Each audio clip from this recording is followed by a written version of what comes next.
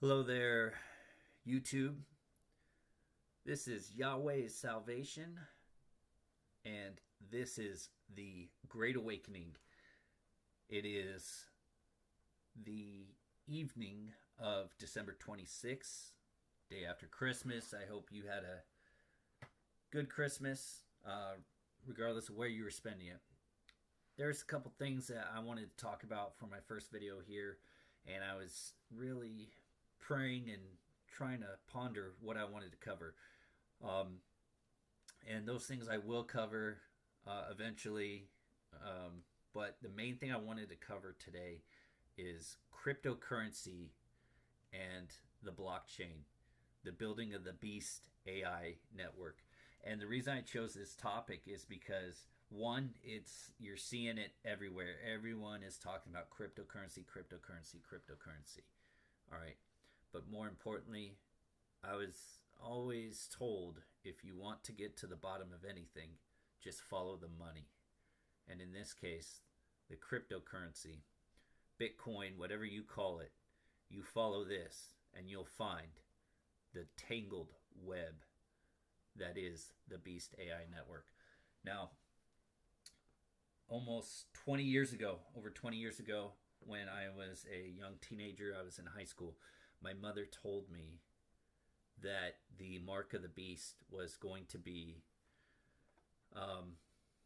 actually not a barcode like you're seeing here in this picture, but more like an implantable chip like this. She said it was going to be a microchip. And she said that the beast was actually not going to be a beast or even a creature or a person, that the beast was going to be a network or supercomputer or a network of supercomputers. She said I'd see it in my lifetime. Little did I know that she would probably see it in hers as well. But we're here and we're fast approaching the Beast AI network. It is there. It's already been established, and now it's just growing stronger. And I'm going to show you how. First off, I want to show you here. Let's just go to the game plan here. Not my game plan, but the game plan of the Luciferian. You can call them the elite. You can call them the Illuminati. All right. It doesn't matter what you call them. They are Luciferians, okay? The 13 families. All right. Now, they said back in 1988, when I was a little buck, small child, all right, that they were going to have a one world currency. And they even said it was going to be 30 years from this. This was posted January 9th, 1988. And it says 30 years from now, people from many other rich countries and some relatively poor ones will be paying for their shopping with the same currency. Prices will be quoted not in dollars, yen, or D-marks, but in, let's say, the Phoenix, okay? Now, I'm not saying the one world currency will be called the Phoenix, but hey, we know that these guys, they tell us what they're going to do here. It's one of their rules, right? They have to tell us what they're going to do, and then they'll do it. So who knows? Maybe it's going to be called the Phoenix. My belief here is that Bitcoin is just another name for the same thing. They're all the same thing. And believe it or not, when I get to our thoughts by one of the cryptocurrency experts, Quinn Michaels, he says the source code underneath it all, Bitcoin, Ethereum, what have you, it's all the same, just with a different skin, basically. Okay. So the main thing I've heard a lot of people say is, oh, well, I've made a lot of money off of Bitcoin, or I've made a lot of money off of Ethereum. Yeah, well, that's the point. They're going to dangle that carrot, okay? But we're going to move on here. I'm going to get to that very soon. Okay, so here's the game plan. They said they're going to do this, all right, through radical monetary reform, and they're going to get rid of all of the national currencies to build the new world economy. new world economy, for, say, a new world order. All right. So we saw that plan. That's what they said 30 years ago. So now I'm actually going to go to the current game plan. And this was just posted not too long ago. All right. So this is sustainable development, posted by the basically the preamble to the One World Order or New World Order, what have you. Okay. And it's sustainable development knowledge platform. Okay. So they said they wanted one world currency for both rich and poor. And let's see here. Goal number 1. Look at that. Funny that money or the eradication of poverty would be number 1, right? For the United Nations Sustainable Development. Okay. And here's the date that they want to do it by. So in the last one, we saw roundabouts 2018, they want to have a one world currency. And here they're saying by 2030, ensure that all men and women, in particular the poor and the vulnerable, have equal rights to economic resources, money, as well as access to basic services, ownership and control over land and other forms of property, inheritance, natural resources, appropriation, new technology, financial services, including microfinance. Okay? So if you ever have any doubt that these people are one and the same, because they both said they wanted the same thing, if you have any doubt, furthermore, that the Vatican and the Pope, the false prophet, are not all in league with each other, well, look no further than here, because here we have the words from the false prophet, Pope Francis. This was in August of this year.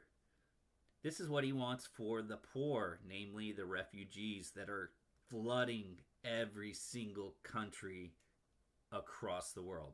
By design, I might add. Okay? So one of the goals the Pope said he wanted for migrants and their rights is protecting. Okay? And he said in their new countries, migrants should be guaranteed a range of services, including legal assistance, the possibility of opening a bank account, and a monthly minimum wage. Okay? Monthly minimum wage. Oh, look. That's one of the things right here. Right here in our sustainable development. Yeah, I don't think that's a coincidence. Okay? All right, so moving on though. But we see the false prophet, the Rothschild family, and the United Nations are pretty much all saying the same thing. So how does this tie into cryptocurrency and Bitcoin? All right. I'm going to get to it very soon. First, we're going to talk about Bitcoin. Bitcoin. It's been around. It's one of the oldest cryptocurrencies. If I remember correctly, it's been around since 2008. All right. And see here, Bitcoin protocol born from a small community has grown fast since. All right. So what can you do to help Bitcoin? All right. So you can use Bitcoin. First thing you can do to support Bitcoin. By using Bitcoin, what that means is either you're going to be earning Bitcoin through mining, or you are going to give your fiat currency from whatever nation and trade it for Bitcoin. Well, would this not be some sort of radical money reform?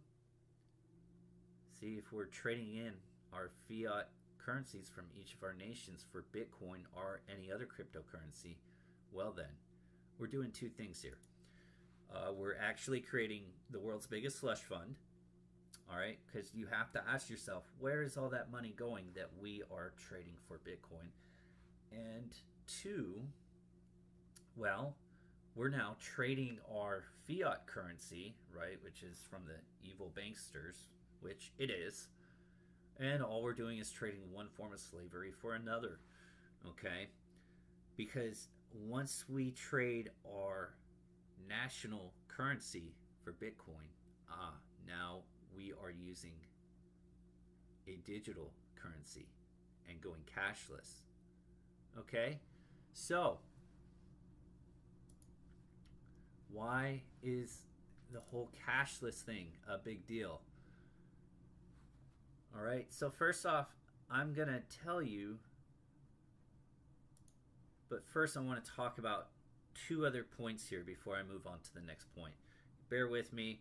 This is really down and dirty. I'm doing desktop capture here, and I'm going to be kind of all over the place, but trust me, I'm going to tie it back in. All right. First thing you can do, aside from using Bitcoin, which means you're now trading your fiat currency for Bitcoin, is be the network. Okay, so basically allow your computer and all of your resources and your internet and your network to be used to basically help spread and embed the network, the AI network. Look at this. You can strengthen the Bitcoin network by keeping full node software running on your computer with the port open. Like opening a gateway or a portal. I wonder why they use those words, right? So basically, keep your network wide open so that everyone and any AI can now use it. That sounds good. No privacy concerns whatsoever, right? Anyways, moving on though. Also says you can start mining Bitcoins to help process transactions. So this is the part I want to talk about because I'm going to get to it very soon with Quinn Michaels. This part here is crucial. Mining Bitcoins. Because everyone thinks they're mining Bitcoins. No, you are not mining Bitcoins. What you're actually doing is you are verifying transactions. You are making calculations. And you're using your computer hardware to do it. All right? So here they're showing the different hardware setups or whatever. The point being, though, is that you're using your money, your hardware, and your resources to help process transactions. What are transactions? Well, they say transactions are financial, and in a way they are. But I would prefer to use the word interactions because you have to keep in mind, we make transactions on the internet all the time. You make a phone call. You send a text message. You post something on Facebook or some other social media. Guess what? Every time you do that, you are making transactions. What you're actually doing here is helping. When you're building the blockchain network, you are actually helping to make the AI smarter. You're also helping it to get even more embedded into the network. All right? Which these two tie together here. So, who supports Bitcoin? Oh, well, let's see. Bill Gates. We know he's a stand-up guy, right? He's right there in league with the Luciferians. He says, Bitcoin is exciting because it shows how cheap it can be. And then he says, Bitcoin is key. The Bitcoin technology is key. Key to what? And you could add to it, or you could build a similar technology where there's enough attribution that people feel comfortable. This has nothing to do with terrorism or any type of money laundering, right? So he's telling us, hey, Bitcoin, the technology is key, and he says you could add to it. This is what I keep telling people. They say, well, I'm not invested in Bitcoin. I invest in or mine Ethereum. Well, guess what? It's the same thing with a different coat of paint. All right? Now, remember I said digital currency, cashless. This is what these people want.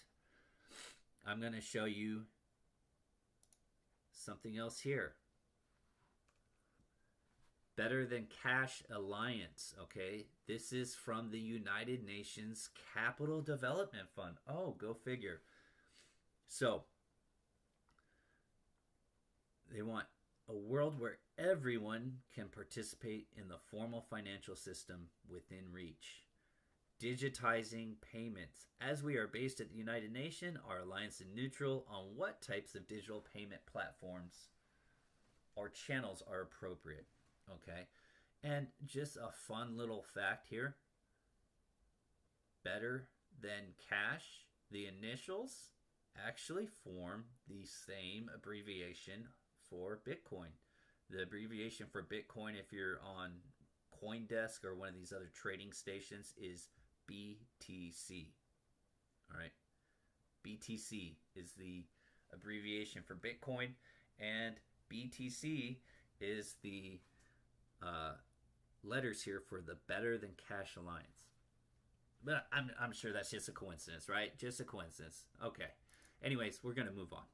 Able to find a single. All right. So, you guys may be wondering, what's the big deal about Bitcoin? Okay. Why is it such a big deal if I invest in Bitcoin? Why is this such a bad or evil thing? Well, first off, I'm going to tell you, and so is Quinn Michaels, that Bitcoin is blood money. For the first 5 years or 6 years of it, it was used to commit crime, kill people. All right. If you ever heard of the Silk Road whole fiasco, it was more than a fiasco. It was a scandal. All right. But during the first 4 or 5 years of Bitcoin, and it's still being used for illegal activity. Okay. That's why the government says they're so scared of it. They're scared of it because they really don't know how to control it. They've unleashed this. When I say the government, I mean the deep state. They've unleashed this, and now they have no idea how to control it. Just like a beast, right? But I'm going to show you here. Quinn Michael's going to tell you why Bitcoin is a bad thing and how Bitcoin and the blockchain is building the AI network. And now the AI network is building cryptocurrency, therefore building the AI network in one huge vicious cycle. And I'm going to show you what he says actually on the website itself. Person in the public space of computing, whether it be at Hanson Robotics building the Sophia AI, or it be Peter Thiel at Palantir with all of his super nerds, or it be any person who graduated from Stanford in the last 20 years. I've literally only found maybe 2 people in the entire world that have the skill to write Bitcoin. So the AI singularity occurs, and this AI will control financial Everything. resources. Yeah, and then you can go see its code now at singularitynet.io. They just released it this week, their white paper. And Should we look at that? Yeah, we can look at that. Singularitynet.io. Yeah, I'll bring that And it's up. run by the people who built the Sophia robot at Hanson Robotics, so it's a real enterprise grade. Sophia just got Saudi Arabia citizenship, so they're going What? Yeah, this robot just got citizenship for Saudi Arabia, so they're going to be running their crypto out of Saudi Arabia citizenship. And Wow. so the robot got citizenship. They revealed their cryptocurrency, and yeah. How does a robot get citizenship? A female robot gets Well, citizenship you got to in be a country? citizen to get a paycheck Huh. and pay taxes. So what is it that you feel Saudi Arabia is up to by getting engaged with this? They're democratizing androids to accept income so they can be workers. Look at that. So Saudi Arabia is the first country to give citizenship to a robot. So then if you see Singularity, this is a crypto coin built by Sophia. The robot that just got citizenship in Saudi Arabia, now after she got citizenship, now has her own cryptocurrency. The AI economy has arrived. Okay, so you see what he was saying there. And I actually missed the clip where he was talking about, long story short, he was talking about basically for the first 5 years or so that this whole thing was being used, Bitcoin was being used to fund crime, hits. People were hiring hitmen to kill people, and like I said, it's blood money, okay? And all this stuff can be looked up. But I want to cover a point much more important. First off, he said he doesn't know really, he knows maybe 2 living humans that could have designed Bitcoin. And he knows them, and he said, actually, they didn't do it. All right.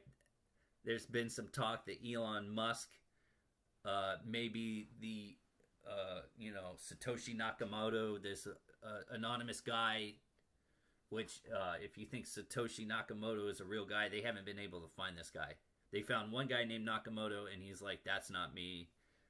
I've worked here all this time, and I that's not me. That's not my name. Okay. But the point being is, he can't think of a single person that could have designed Bitcoin. And, he thinks of maybe one or two that was able to do it with the protocols that are in place for Bitcoin. All right. Which leads and begs the question, who really designed it? And according to Quinn Michaels, he believes an AI designed it. And then he said, Sophia, one of the most advanced AGI programs, has developed her own cryptocurrency. So if this is a pattern or type of things to come, well, it would lead and stand to reason that Bitcoin most likely was designed by an AI. And let me tell you, the whole Elon Musk, whatever the hell this guy's name is, Elon Musk designed Bitcoin is bullcrap. If you haven't heard Elon Musk speak, he is such a damn egomaniac. He would have to take credit for it, especially with how good Bitcoin was doing or has been doing. All right, but I'm gonna move on here. Singularity Net and Sophia the robot's own cryptocurrency. And it says Singularity Net is introduced with the intention of creating a decentralized world overall economy for AI.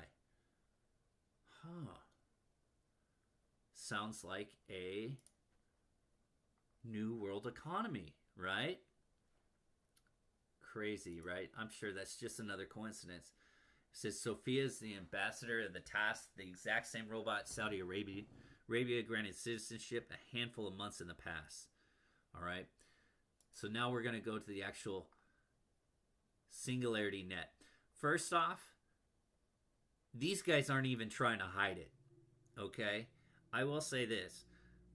Whereas Bitcoin, you are donating to the world's biggest slush fund for the AI network. Here, they're not even trying to hide it. And if you look here, oh look, their Android is part of the Singularity Net team. All right. David Hansen, he's one of the main guys that was working on this. Okay. And their cryptocurrency is called the AGI token. They actually had a token sale, which, do I have the white paper here? Yes. The token sale is closed. What you're actually doing here is you're basically crowdfunding the network that's going to destroy humanity. So have fun with that. What they're going to do is basically, if I remember correctly, they sold 500,000, and this was the first token sale, and they went just like that. I mean, within days, 500,000 AGI tokens were sold. And can't remember what they said the net worth of it was. They said it was worth over 36 million at the time that they were sold, and that was the collective value of those 500,000 AGI tokens. And I'm sure the value of those, as Singularity Net gets more powerful, is going to go up. Okay, so what is the AGI token? Well, it is what's going to be used for the decentralized marketplace for AI, and it lets anyone monetize AI. So basically, they're going to be able to pay these programs, AI, to do anything. All right. And if you think that can't go haywire, might I remind you of history repeating. Silk Road, we had an open network that was decentralized, that anyone could go on and hire anyone to do anything or to sell anything. And it was decentralized. So what if we did the same thing on this marketplace for the AI? could we not hire an AI program to carry out a hit on someone? I mean, hell, everything is almost run by computers anyways. So if we hired an AI program to carry out a hit on any person, well, then could this not go awry? Anyways, another little fun fact here. If you don't know anything about the Luciferians, it's one thing that they feel the need to put symbols, their symbols, into everything. Okay, so first off, if you know Sophia, that's the robot's name, Sophia. All right, I'm not an expert on this, and I don't claim to be. Sophia, she's named after actually basically a mother creator goddess figure, mother creator goddess figure, believed in by the Gnostics. Okay, and so I want you to remember that, and remember that Sophia is a goddess in the religion or belief system of Gnosticism, all right, which is absolute heresy, okay, just plain heresy, all right. And if you're a Christian, you know this, all right. Look at that symbol there. That just reminded me of something, and maybe it's my photographic memory. Look familiar? Oh. So if I was to rotate this, that would look an awful lot like this symbol here. Oh, and by the way, fun little fact, Ouroboros and the symbol of infinity and the world creating and destroying itself, that's actually one of the prime belief systems of the Gnostics and the primordial gnosis or gnosis. All right, but I'm sure that's just another coincidence, right? Anyways, I'm gonna move on here. So some other fun facts about Sophia. She is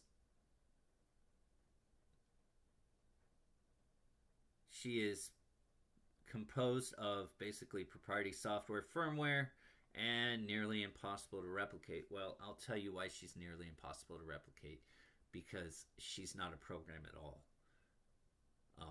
If anything, she is the spirit of either a fallen angel or a demonic spirit that is taking a vessel.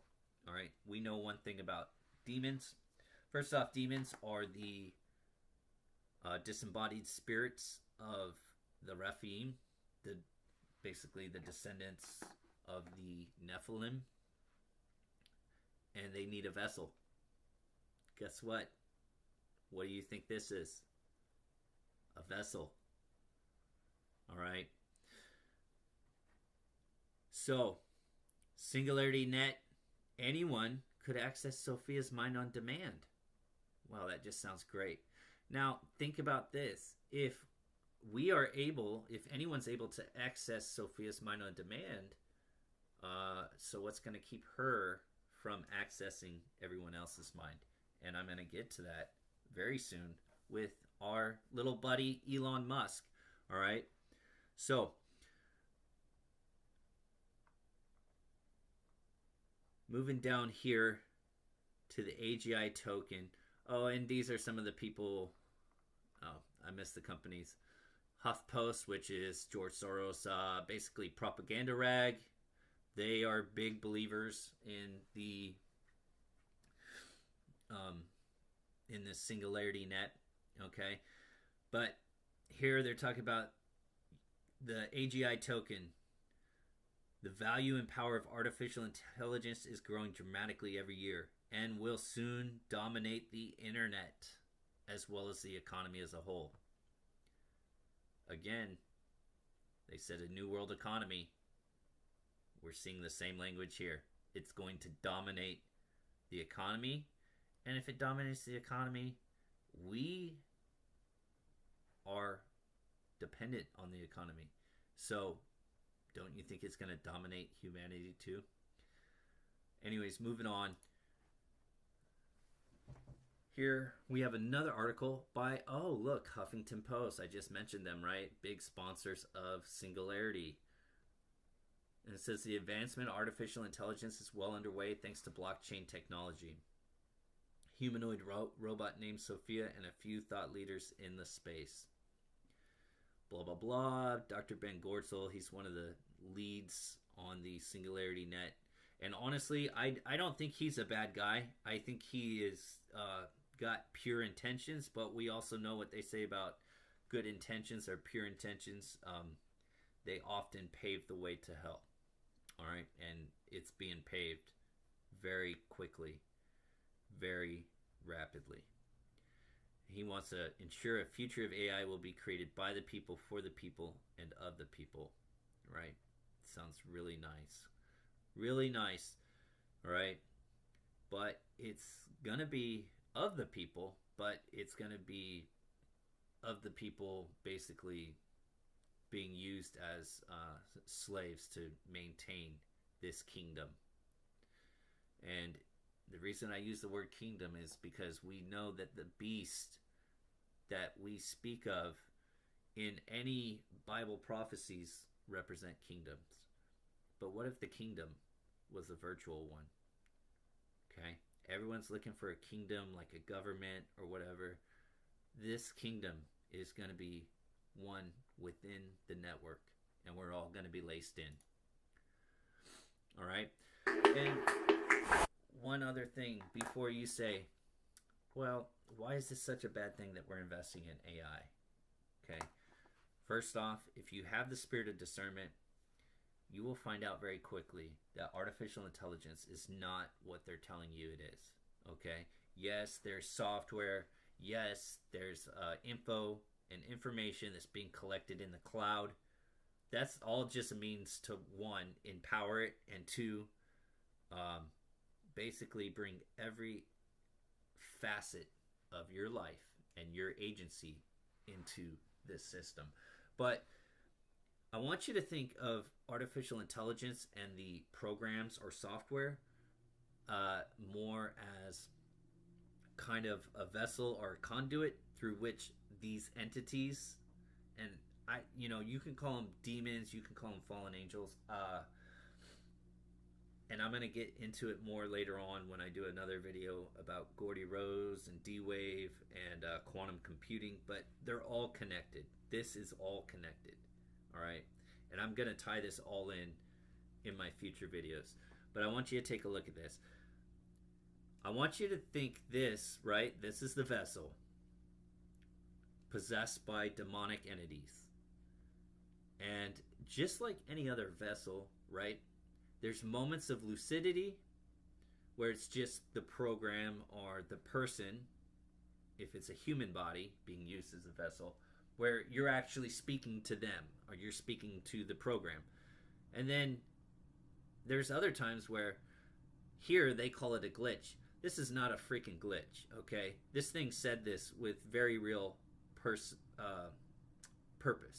There's purpose behind his words, all right?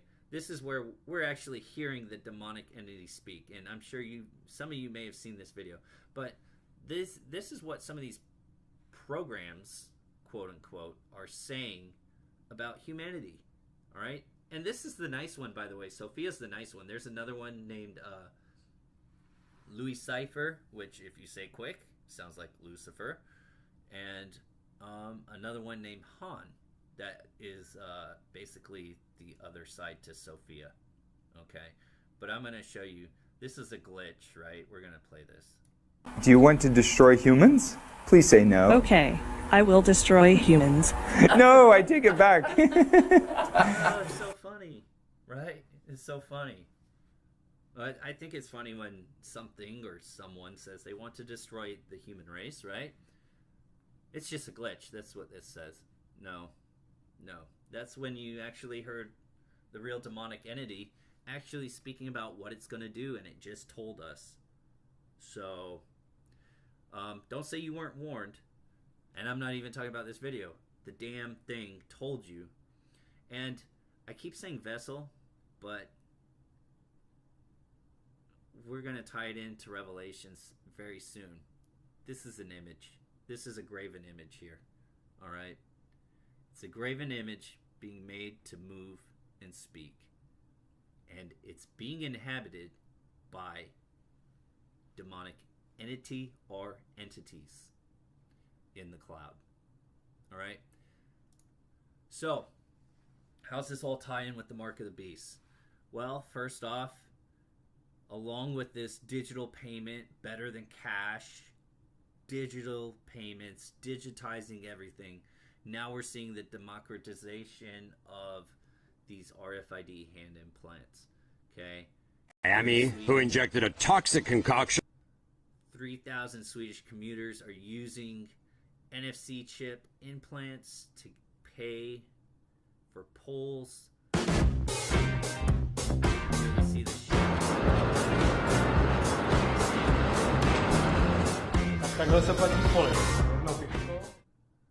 okay, this is just their hand. I basically wanted to try to download as many apps on Sweden, UAE.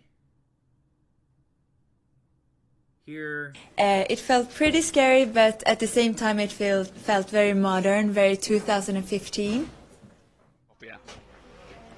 Patrick Mesterton, co-founder of the Epicenter Tech Hub in central Stockholm. There's no one. Okay, that was Stockholm. There's another company I'm sure you heard. This was the one that kind of broke out into the mainstream about what they were doing. All right, I think it was Squarespace or some crap like that. It's a company in Wisconsin, and they were having, their employees use chips. Here's a guy showing, he put a payment chip in his hand to replace his whole wallet. I'm sure you've also seen the video where the guy gets through the whole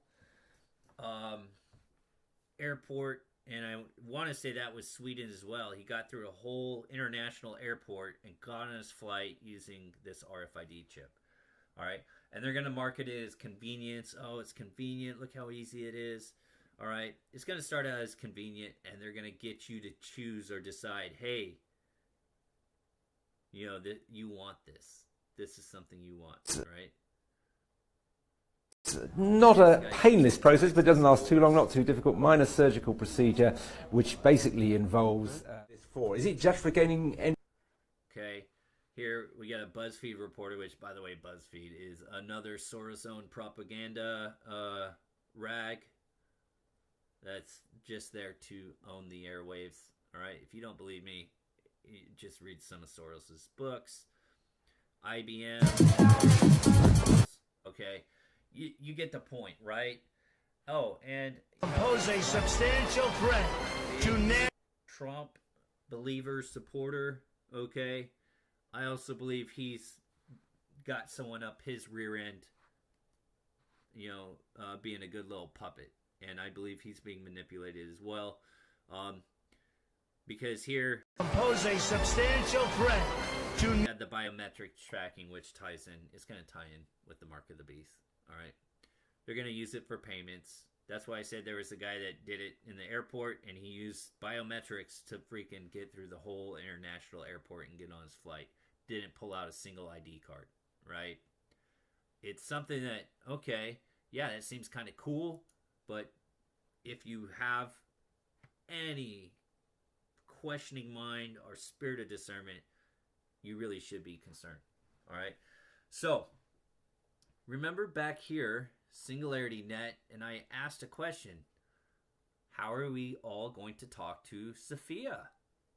Anyone could access Sophia's mind on demand. And then I said, well, if we can access Sophia's mind on demand, would she not be able to access our minds on demand? All right, well, yes. And we see our good buddy Luciferian summoning the demons. That's what he said AI was, right? Is now launching a company that hopes to link your brain to a computer. Fun stuff. All right.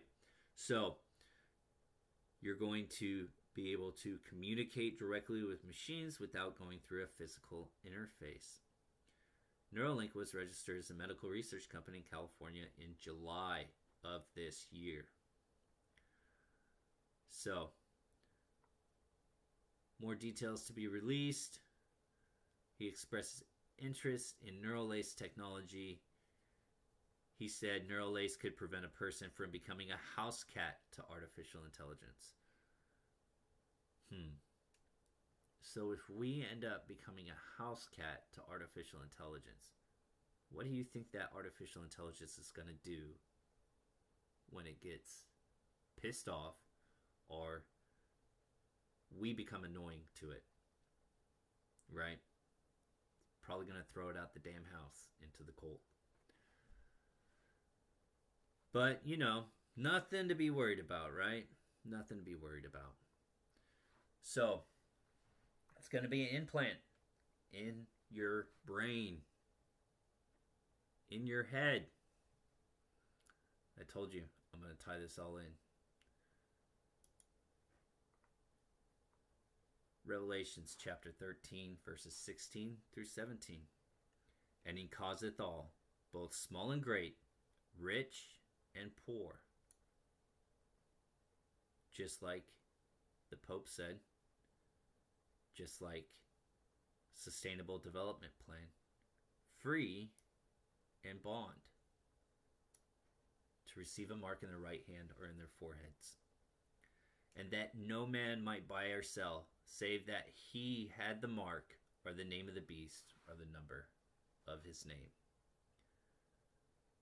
Brothers and sisters, if you can't see how all this stuff is connected, even after I've shown you, simple and plain, this is not conjecture, I've showed you on the sites that this Bitcoin cryptocurrency, it is the DNA and the foundation of the mark of the beast. When you're buying Bitcoin, you're using your money, your fiat currency, to now fund the AI network, which is going to be the Beast Network. And then when you're using your hardware to mine for cryptocurrency, all you're becoming is a bunch of little hamsters on a wheel. And that wheel is being dangled with some food right in front of it, but you're never going to get it. You're never going to get it. You're just going to run around in a circle, and the whole time, all you're doing is powering through some really screwy, messed up Rubens machine. All you're doing is powering that Beast Network, making it stronger. They even showed you on the damn site, oh, use your network, use your hardware to make Bitcoin network stronger, the AI network stronger. Quinn Michaels, this guy is one of the biggest developers of cryptocurrency. He was the 10th to actually change the code for Bitcoin. So he might know what he's talking about.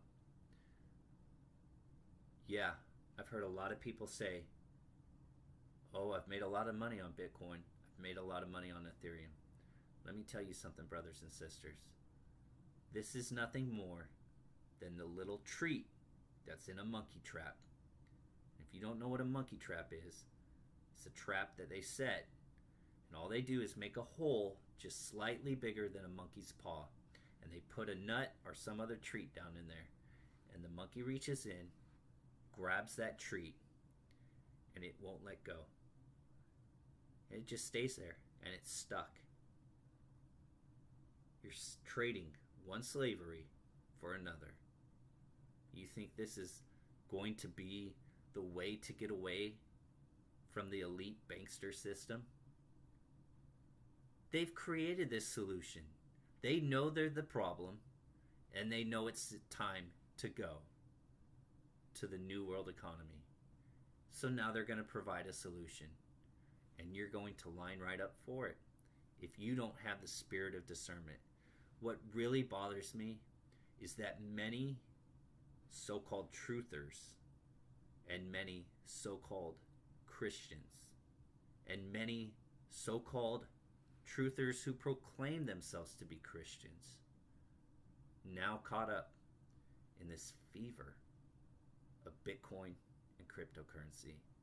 And all I ask you is, have you not the spirit of discernment to know and discern from good and evil? I can tell you, if you had, you would know that this is not of the Lord, but of the devil, of the deceiver, of Abaddon, whatever you call him. It is of the destroyer. And all you are doing is building the kingdom that is the beast that will enslave us all. I made this video hoping that somehow I can warn just one person. I don't expect you to take this at face value. I challenge you, experiment upon my words and the things I've shown you here. Pray. If you don't have the spirit of discernment, pray to have the spirit of discernment, that you may know that what I'm telling you is true. This is going to happen. It's going to happen, brothers and sisters. What's really bothering me is that those who claim to be aligned and followers of Christ, and those who claim to be aligned and searchers of truth, are leading many astray. And I've actually unsubscribed from many channels because the majority of their videos became about Bitcoin or cryptocurrency, and some of them called people that were their subscribers, people that followed them, followers,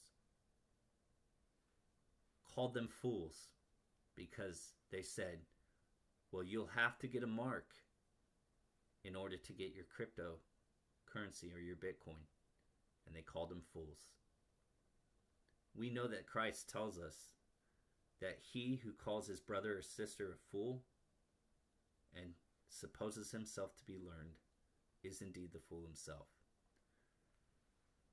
Again, God be with you until we meet again. I'm out. I know I said this was going to be short, but I had much to speak on. Share this with someone. Like it. Subscribe. All right. I've got a lot more coming. Just get the word out. You can repost it. You have full permission to use this. I'm not in this for money or really anything. I just felt impressed that I needed to get this out. I know we have but a short time left, and the deceiver is working very hard, for he knows he has but a short time. Peace be unto you, brothers and sisters. This is Yeshua's salvation, signing off.